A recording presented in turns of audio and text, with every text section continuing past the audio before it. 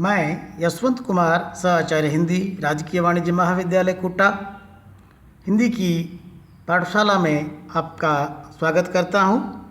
हम संधि प्रकरण के अंतर्गत व्यंजन संधि प्रारंभ कर चुके हैं और व्यंजन संधि के अंतर्गत आने वाली विशिष्ट शब्दावली के विषय में ज्ञान प्राप्त कर चुके हैं। उसमें से एक शब्द और हमें समझना है, वह है अनुनासिक। अनुनासिक अर्थात नाक से उच्चरित होने पर स्वर ध्वनियाँ अनुनासिक कहलाती हैं, चंद्र बिंदु से प्रदर्शित की जाती हैं। ये हैं ए, ओ में केवल बिंदु लगाते हैं। सामान्यतः जब इसको लिखते हैं तो ऊपर चंद्र बिंदु लगाते हैं, जैसे कि हंस। इसी से जो है अनुस्वार और अनुनासिक का अंतर भी हमें मालूम पड़ता है। हंस अलग चीज़ है और हंस अलग चीज़ है। हंस अनुनासिक ध्वनि है और हंस अनुस्वार है। और अब इस प्रकरण को आगे बढ़ाते हुए आज हम प्रारंभ कर रहे हैं घोष व्यंजन संधि। घोष ध्वनियाँ क्या हैं, अघोष ध्वनियाँ क्या हैं, ये हम पूर्व में अध्ययन कर चुके हैं। एक बार फिर से दोहराते हैं। घोष ध्वनियाँ अर्थात सभी स्वर व, ग, घ, ज, ड, द, ध, ब, भ, य, र, ल, व, अंग, ञ, ण, न, म।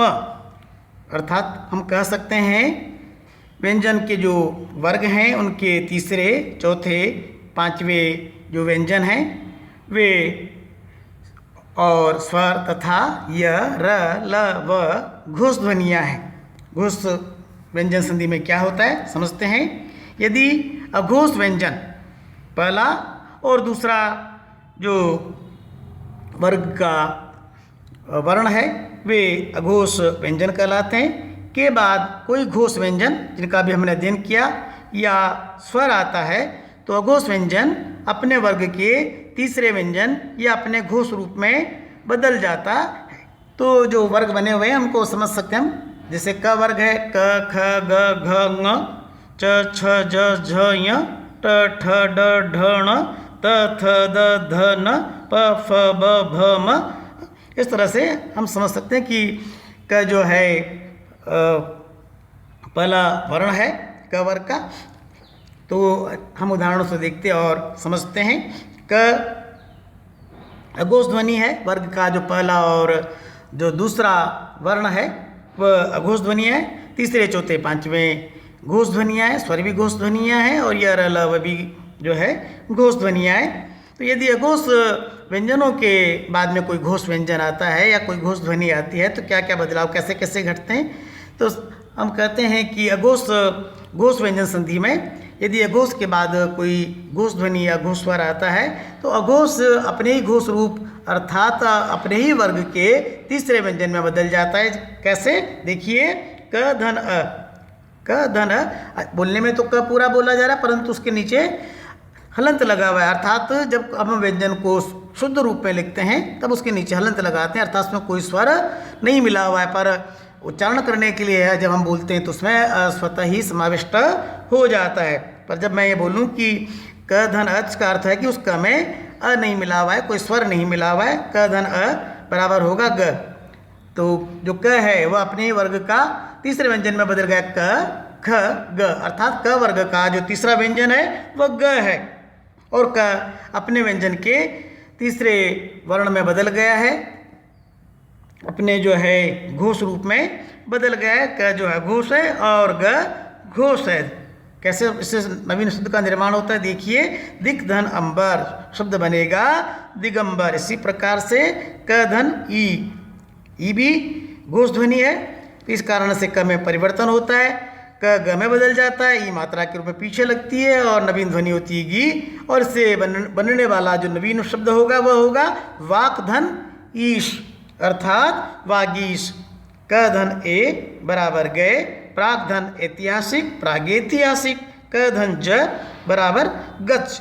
ज अपनी जगह पर ही है और क ग में बदल गया है। इससे नवीन किस प्रकार से शब्द का निर्माण होता है? वाक धन जाल, वाक जाल, क धन ग, ग जो है घोष ध्वनि है, इस कारण से अघोष क अपने ग रूप में बदल रहा है, तो ध्वनि बन रही है नवीन गग, दिक धन गज, दिग्गज, क धन द, गद, वाक धन दान, वागदान, वागदान अर्थात सगाई, क धन भ, गब, दिक धन भ्रम, दिग्भ्रम, क धन व, व, ऋक धन वेद, ऋग्वेद, क धन ह, ग, दिक धन हस्ती, दिगस्ती, च धन अ बराबर बनेगा ज, क्योंकि जो च है च, छ, ज अर्थात च जो वर्ग है उसकी तीसरी जो ध्वनि है, तीसरा जो वर्ण है वह ज है, वह हलंत युक्त है अर्थात वह स्वर से रहित है, पर पीछे का जो अ है वो स्वर है उसमें मिलता है और ज को पूर्ण कर देता है। अच धन अंत, अजंत, ट धन अ, ट, ठ,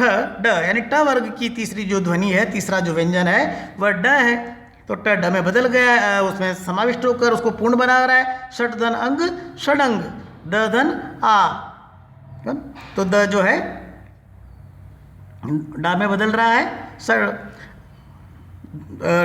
द धन आ, तो द जो है ड में बदलता है। षट धन आनंद, षडानन, ट धन ग,